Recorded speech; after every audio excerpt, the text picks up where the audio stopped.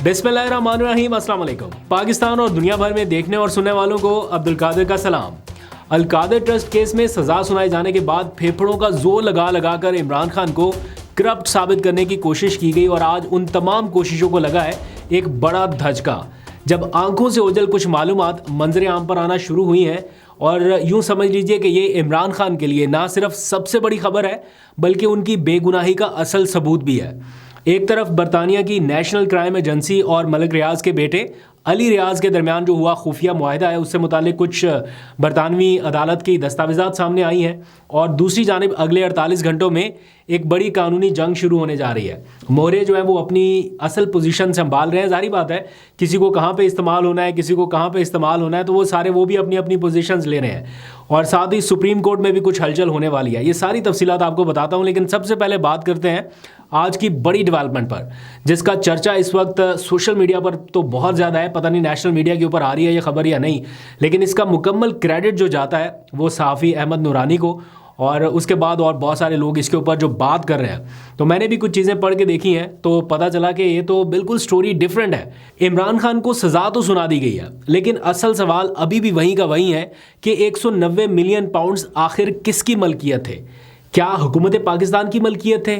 क्या बरतानवी हुकूमत या नेशनल क्राइम एजेंसी ने किसी सतह पर, किसी डॉक्यूमेंट में, किसी मुआहिदे में ये तस्लीम किया या ये लिखा कि ये पैसा हुकूमत पाकिस्तान का है? इसका जवाब उस खुफिया मुआहिदे या सेटलमेंट एग्रीमेंट में बहुत वाज़ेह अंदाज में लिख दिया गया है। लेकिन दर हकीकत चूँकि ये सेटलमेंट, वो खुफिया मुआहिदा ना अदालत के सामने रखा गया, ना उसके ऊपर बहस हो सकी, वो सीक्रेट एक डॉक्यूमेंट की सूरत में कहीं महफूज है। अभी तक ना इस हुकूमत ने उसको खोला, ना इमरान खान की हुकूमत ने उसको खोला था। तो वो खुफिया मुआहिदा, उसकी तफसीलात क्या है, इसका अवाम को इल्म ही नहीं है। लेकिन जो सेटलमेंट एग्रीमेंट है उससे मुतालिक अदालत का एक हुक्मनामा आज मंजर आम पे आया, बरतानवी हुकूमत का हुक्मनामा। ये थोड़ा सा टेक्निकल होगा, कोशिश करूंगा आपको आसान लफ्जों में समझाने का। इस मुआहिदे या सेटलमेंट एग्रीमेंट में बहुत वाज़ेह अंदाज में लिखा गया है कि मलिक रियाज का पैसा है और ये पाकिस्तान की सुप्रीम कोर्ट के उस अकाउंट में जमा करवाना है जिसमें उनको 460 अरब रुपए का जुर्माना हुआ। ये अदालत के एक ऑर्डर में लिखा गया है, या अगर आप वो खुफिया मुआहिदा किसी वक्त मंजर आम पे आएगा उसमें भी ये सारी चीज़ आपको मिल जाएगी। और इसी बुनियाद पर मलिक रियाज का अकाउंट नेशनल क्राइम एजेंसी ने अनफ्रीज किया था। इस मकसद के लिए, पहले तो फ्रीज कर दिया था ना, लेकिन महज इस मकसद के लिए अनफ्रीज किया गया कि ये पैसा वो पाकिस्तान की सुप्रीम कोर्ट के अकाउंट में भेज दें। ये तयशुदा चीज़ थी कि ये पैसा सिर्फ सुप्रीम कोर्ट ऑफ पाकिस्तान के अकाउंट में ही जाएगा और उस मद में ही जाना है जिस मद में 460 अरब रुपए का जुर्माना हुआ। यानी ये कोई सेटलमेंट मलिक रियाज और इमरान खान की नहीं थी। ये सेटलमेंट मलिक रियाज के बेटे अली रियाज मलिक और बरतानिया की नेशनल क्राइम एजेंसी के दरमियान थी कि ये पैसा सुप्रीम कोर्ट में उस अकाउंट में भेजा जाएगा जिसमें उनको जुर्माने की रकम अदा करनी है। 460 अरब रुपए का जुर्माना उनको हुआ था। लेकिन इसके लिए हुकूमत पाकिस्तान की रजामंदी भी ज़रूरी थी। अगर उस वक्त की काबीना या वज़ीर आज़म, जो कि इमरान खान थे और हुकूमत PTI की थी, इस डील पर दस्तखत ना करते तो ये पैसा पाकिस्तान आता ही नहीं, ये UK में ही पड़ा रहता। ना शायद मलिक रियाज के काम आता, बरतानवी एजेंसी इसको किस तरह से डील करती वो अलग बात है, लेकिन पाकिस्तान के पास ना आता। लेकिन जिस वक्त ये सारा कुछ हो रहा था उस वक्त पाकिस्तान के रिजर्व में इजाफा करने के लिए हुकूमत अपने तौर पे इक़दामात कर रही थी। लिहाजा इतनी बड़ी रकम पाकिस्तान में आ रही थी जिसका पाकिस्तान को कोई नुकसान नहीं था, लेकिन फ़ायदा ज़रूर हुआ। उस वक्त भी हुआ, अभी भी मुनाफे की मद में होता जा रहा है। तो उससे इनकार क्यों किया जाता? अगर इनकार किया जाता तो दर हकीकत पैसा तो बरतानिया में ही रह जाता, यहाँ पे आता ही ना, या अगर कानूनी कार्रवाई में पड़ते, केसेस करते, तब भी बड़ा लंबा मामला चला जाता। तो इन शॉर्ट कि ये फ़ायदा तो पाकिस्तान का हुआ और अभी भी हो रहा है, चूँकि उस रकम के ऊपर मुनाफा मिल रहा है। तो मैं ये समझने से कासर हूँ कि इसको इमरान खान के ज़ाती फ़ायदे से कैसे लिंक कर दिया गया, सिर्फ उस अल कादिर ट्रस्ट केस की वजह से या उस ज़मीन की वजह से। वो भी एक पूरी स्टोरी आपके सामने है। यही वजह है कि इमरान खान कल से कहते आ रहे हैं कि वो खुफिया मुआहिदा जो है उसको पब्लिक कर दें। ये ओपन चैलेंज उन्होंने दिया कि मेरी हुकूमत ने तो नहीं किया, अब तो आपकी हुकूमत है, अब कर दें, उसको पब्लिक कर दें। और मैं कल कानूनी माहिरीन की कुछ राय सुन रहा था, वो भी इसी एक नुक्ते के इर्द गिर्द घूम रहे हैं कि ये केस जो है ये भी साइफर से मिलता जुलता है। यानी जैसे साइफर मंजर आम पे नहीं आया था या उसे जज को दिखाए बगैर या जज साहब ने उसको ओपन किए बगैर एक सज़ा सुना दी, बिल्कुल वैसे ही یہ کیس بھی ہے کہ اس میں جو خفیہ معاہدہ ہے نہ اس کے بارے میں کسی نے پڑھا، نہ کسی نے سننے کی زحمت کی، نہ کھولنے کی زحمت کی، نہ جج صاحب کے سامنے آیا. حالانکہ قانون نافذ کرنے والے ادارے اگر چاہیں تو اس کو اوپن کر سکتے ہیں. ٹرائل کے کسی بھی سٹیج پہ یا جج کے سامنے پیش کرنا ہو تو یہ قانون نافذ کرنے والے اداروں کے اختیار میں ہے یہ چیز، لیکن اس کو دیکھے بنا یا اوپن کیے بنا سزا سنا دی گئی. بہت سارے صحافی اب تسلیم کر رہے ہیں کہ ماضی میں ہم عمران خان پر غلط تنقید کرتے رہے. ہم ان سے یہ پوچھتے رہے کہ آپ نے سپریم کورٹ کے اکاؤنٹ میں ہی کیوں پیسے جمع کروانے دیے، لیکن اب پتہ چلا جو ڈاکومنٹ سامنے آئے ہیں کہ برطانوی عدالت کی دستاویزات کے مطابق یہ سیٹل ایگریمنٹ میں طے ہوا تھا کہ یہ پیسے صرف اور صرف سپریم کورٹ میں ہی جمع ہو سکتے تھے. عمران خان نے ملک ریاض کو کوئی براہ راست اس طرح سے فائدہ نہیں پہنچایا ان پیسوں کو جمع کرانے کے مد میں. یہ بات تو اب بالکل کلیئر ہوتی جا رہی ہے.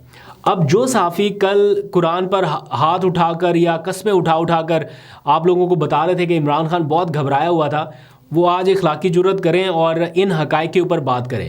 یہ چھوڑ دیں یہ بات کہ کون گھبرایا تھا کون نہیں گھبرایا تھا. And by the way jail trial کو کور کرنے والے جو ہمارے اپنے صحافی ہیں، ہمارے اپنے چینل کے جو رپورٹرز ہیں، ان سے تو ہماری بات چیت ہوتی رہتی ہے نا. ان سے تو ہم پوچھتے رہتے ہیں کہ اندر کیا تھا، ماحول کیسا تھا، ایچ اینڈ ایوری تھنگ ہمیں پتہ چلتی رہتی ہے.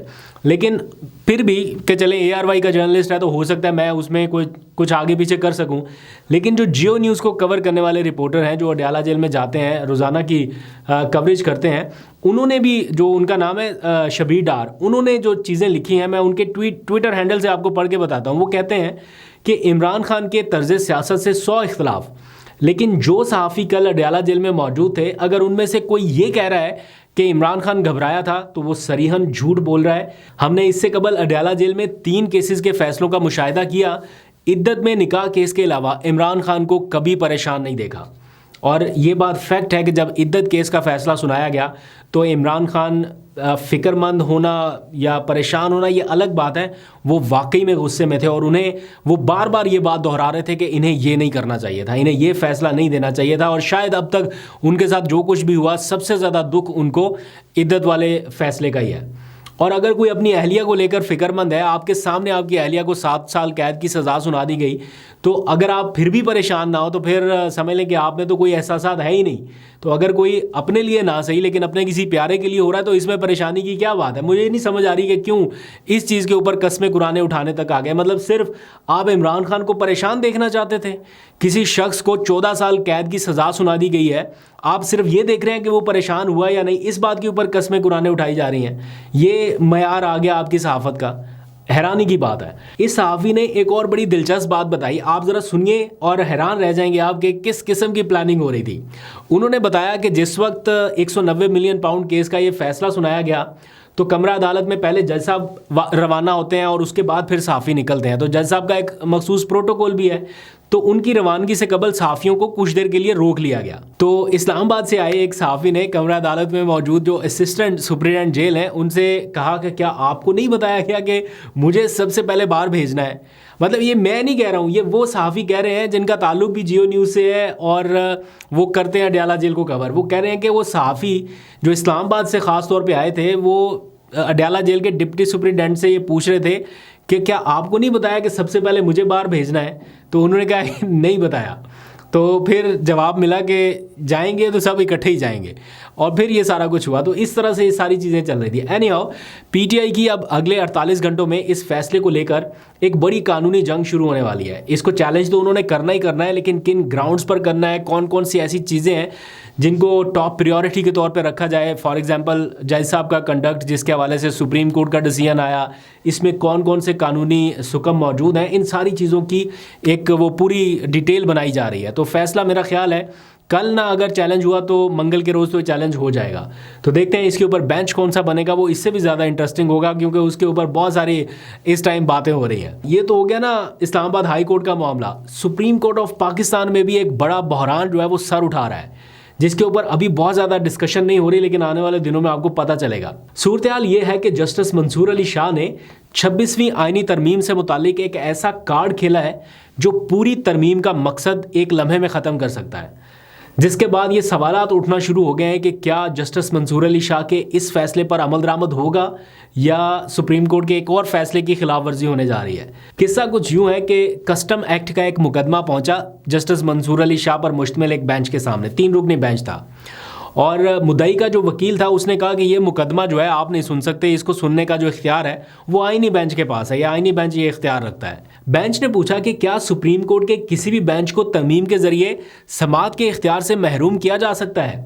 یہ جواب جاننے کے لیے جسٹس منصور علی شاہ، جسٹس عائشہ ملک اور جسٹس عقیل عباسی نے ایک حکم نامہ لکھوایا کہ یہ مقدمہ 20 جنوری دن 1 بجے دوبارہ سماعت کے لیے مقرر کیا جائے۔ اب 20 جنوری کل ہونے جا رہی ہے، لیکن ابھی تک اس کی کاز لسٹ جاری نہیں ہو سکی۔ اس ڈر سے کہ کہیں اس سوال کا جواب نہ مل جائے، وہ مقدمہ ابھی تک دوبارہ مقرر نہیں ہو سکا۔ چیف جسٹس یحییٰ افریدی صاحب کے ماتحت رجسٹرار آفس ہیں، انہوں نے سپریم کورٹ کے واضح حکم نامے کے باوجود ابھی تک سماعت کے لیے یہ کیس دوبارہ کیوں نہیں مقرر کیا، کیوں کاز لسٹ جاری نہیں ہوئی، اس کے اوپر کویشچنز اٹھ رہے ہیں۔ اب ایسے میں ایک مرتبہ آپ کو پتہ ہے مخصوص نشستوں سے متعلق سپریم کورٹ کے فیصلے کی خلاف ورزی ہوئی، اب ایک بار پھر کیا یہ خلاف ورزی ہو سکتی ہے؟ کیا ججز یہ پھر برداشت کریں گے؟ تو یہ بڑی ایک دلچسپ چیز ہے جس کے اوپر نظر رکھنی پڑے گی۔ آخر میں تھوڑی سی بات میں نے کرنی ہے، تھوڑی سی نہیں بلکہ بڑی امپورٹنٹ بات ہے یہ عافیہ صدیقی صاحبہ کے حوالے سے۔ آپ کو پتہ ہے ان دنوں ان کی بہن پہنچ چکی ہیں امریکہ، اس جیل کی 4 دیواری کے بالکل باہر کھڑی لاچار بے بس، جہاں ان کی بہن پتہ نہیں کتنے سالوں سے قید میں ہے اور 86 برس تک کی ان کو سزا سنائی گئی ہے۔ 86 سال، آپ امیجن کریں کسی کی لائف کے 86 ایئرز، پتہ نہیں اتنی اس کی زندگی بھی ہے یا نہیں، آپ اس کو سزا سنا دیں تو کس حال میں وہ ہوں گی۔ تو وہ ان کے بیانات آ رہے ہیں کہ ایک نہ ایک دن ان کی یہ اذیت کم ہو جائے گی، لیکن خبر یہ ہے کہ انہوں نے جو امریکی صدر ہیں جو بائیڈن، ان سے معافی کی اپیل شاید کر دی ہے، اور ان کا کیس اب ایکسپیڈائٹ ہونے جا رہا ہے۔ شاید بہت جلد ان کو کسی ایسے بریک تھرو میں سزا جو ہے وہ ان کی ختم کر دی جائے۔ بہت سارے صدور جاتے جاتے اپنے آخری ایام میں یہ کرتے ہیں، تو ہماری تو بڑی شدید خواہش ہے اور بڑی دعا ہے اللہ تعالیٰ سے کہ ہماری اس بہن کو اب نجات مل جانی چاہیے اس قید سے۔ بہت تکلیف برداشت کر لی، کسی کی ایک لمحے کی خطا اتنے سالوں تک کے لیے سزا میں بدل دی جائے، یہ بڑا ایک عجیب سا پہلو ہے، سوچ کے ذرا خوف آتا ہے۔ تو بس کسی کو اگر کوئی غلطی ہے بھی تو کیے کو سزا مل چکی ہے، میرا خیال ہے اب ان کی رہائی عمل میں آنی چاہیے، اور بغیر اس چیز کے کہ حکومت کس کی ہے، سفارتی تعلقات کس کے ہیں، پوری کوشش کی جانی چاہیے کہ ان کی رہائی عمل میں آئے۔ آپ لوگ بھی آواز ضرور اٹھائیے گا۔ ابھی تک کے لیے اتنا، اپنا بہت سا خیال رکھیے، اللہ حافظ۔